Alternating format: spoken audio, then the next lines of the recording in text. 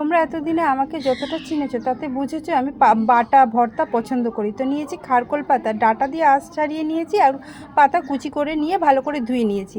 কড়াতে তেল দিয়ে 5-6টা শুকনো লঙ্কা হালকা ভেজে নিয়ে এবার কুচি করা পাতা ডাটা সব একবারে দিয়ে নাড়িয়ে চাড়িয়ে উপর দিয়ে দেবো 1/2 চামচ কালো সর্ষে, 1/2 চামচ সাদা সর্ষে আর 1/2 চামচ কালো জিরে।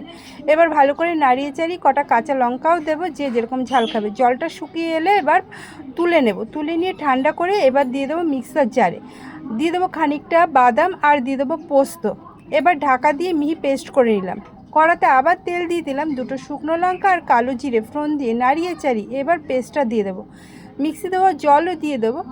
এখানে দেবো মশলার মধ্যে নুন আর হলুদ। এবার ভালো করে জলটা শুকিয়ে নিতে হবে। যখন মোটামুটি শুকিয়ে আসবে তখন দিয়ে দেবো উপর দিয়ে চিনি আর দিয়ে দেবো একটা পাতিলেবুর রস।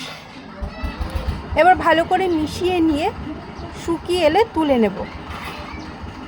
এমনি তো খারকোল পাতা আমরা চিংড়ি দিয়ে বা পেঁয়াজ রসুন দিয়ে খাই, নিরামিষ দিনে এরকম একবার বানিয়ে দেখো।